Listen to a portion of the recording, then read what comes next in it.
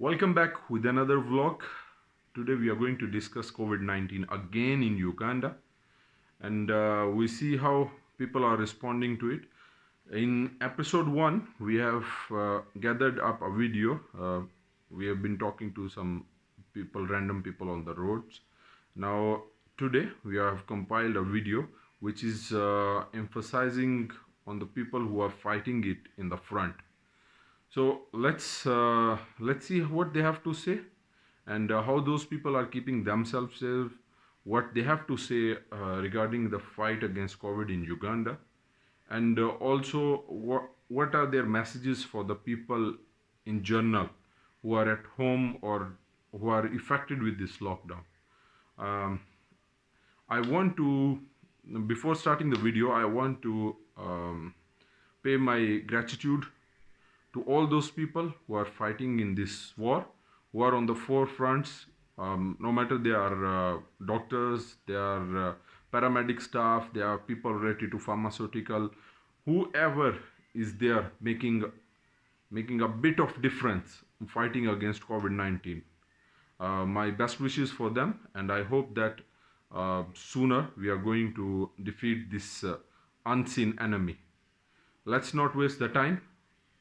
We get to the video. My name is Joel Miti. I'm a pharmacist in Uganda with good experience. I think about 10 years.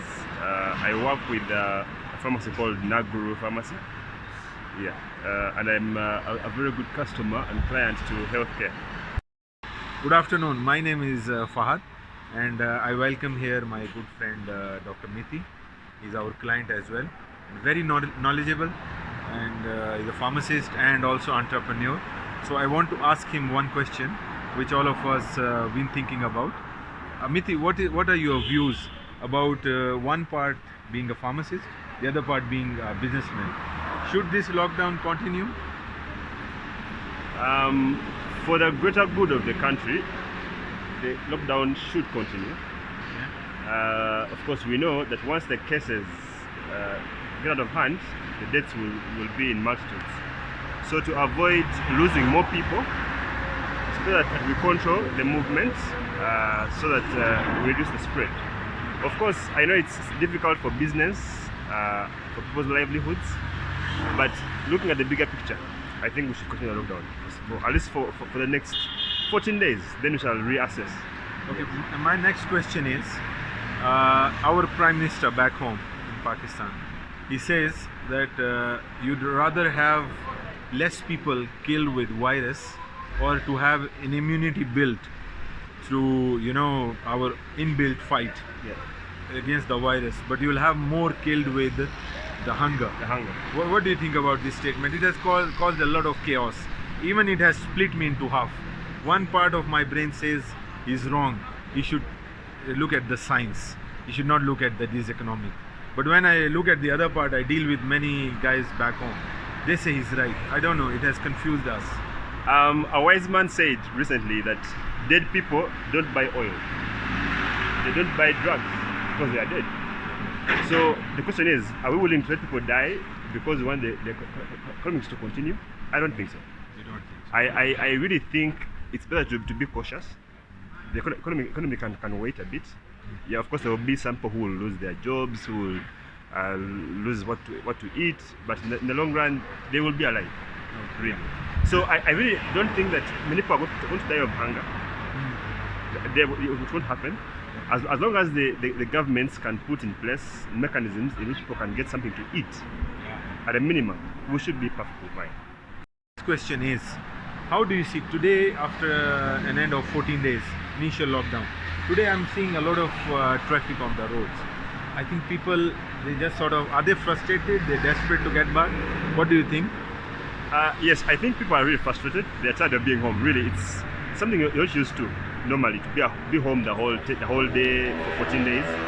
Yeah, so I think it's a ripple effect. People feel like, no, I can't be home much longer. So I think that they're trying to find a way of opening their businesses, not opening them. I really think as we go further into the lockdown, there needs to be a planned way of relaxing some of the restrictions. For example, we can do deliveries using motorcycles. Okay? So open a business, open a hardware, and send all the materials on a motorcycle.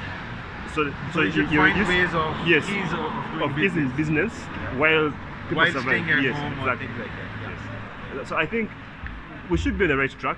So more 14 days, we reassess, then we see. But we should find ways of easing the restrictions. Yes. Okay, thank you, Mithi. You have a two-line message to the viewers, not of healthcare, but also general public. Yes.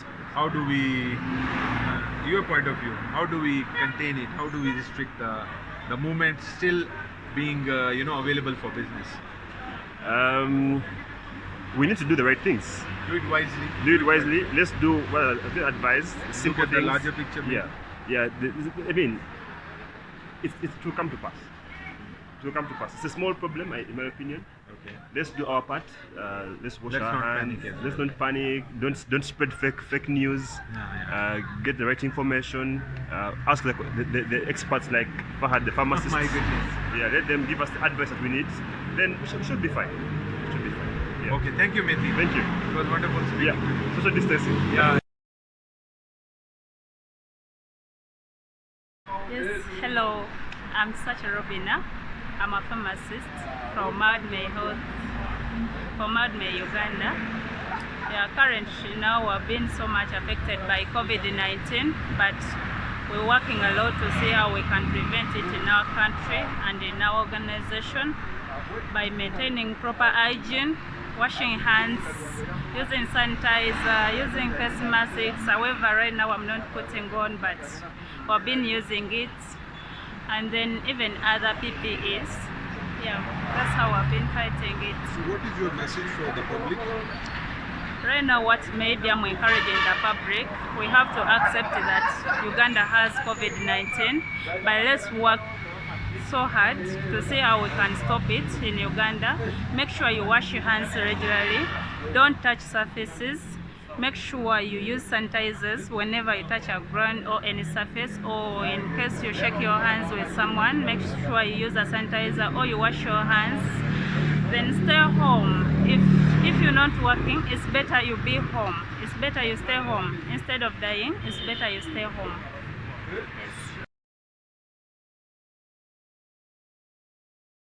Charlie, how are you? I'm fine, sir. So how do you see the situation evolving around? Concerning the coronavirus or the city having no people, yes, as you can see now, there are few cars, few borders, and people are running because time for border is almost getting expiring, so everything has changed. So how do you think, how can we cope up with this issue? If people, it's only if people cooperate, if people do what the Minister of Health is telling them, if they follow the orders, they follow the order of the President, then I think we can do away with this situation, and the situation will go back to normal. So do you think the government is doing all well? Yeah, government is doing well so far compared to other countries like our neighbors, Kenya, Rwanda. We have few cases than them, because I think our status is good. We are doing better. The government is doing better. So what is your message for the public? People should maintain order, like the President said. They should follow order, they should wash hands, they should use sanitizers, they should keep home, they should keep away from crowded places. Such things, they should follow the order of the Minister of Health, then we shall go about this situation. My name is John Segane, and I work with Maodme Uganda, and I'm under the Medical Logistics Department.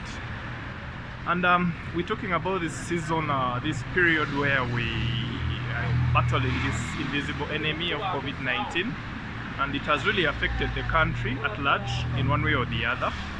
And yeah, as an institution, as an organization, as a hospital, we really tried to battle up this enemy by putting up these measures in place to make sure that we do not we curb the transmission of this virus as much as we can.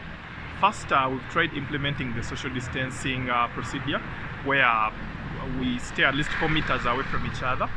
Then secondly, we try and do this, we take temperature measurements for every patient or client who comes into our organization or hospital. And thirdly, we try to sanitize, and we emphasize as much as possible to wash our hands as frequently as possible. And this is my message to all people, to this country at large, to the world at large. Let us adhere to these procedures set up by the World Health Organization. They've really tried to help us, at least as a country. We've not received that so many numbers because people have really tried to enforce these measures in place. So my message to the world at large is that please continue social distancing. If you have nothing to do, if really you don't have to travel, please stay at home, don't travel. Then thirdly, wash your hands as much as you can, sanitize as much as you can, at least after every 20 minutes. And then lastly and most importantly, stay away from your T-zone. Don't touch your eyes, don't touch your nostrils, don't touch your mouth. Thank you.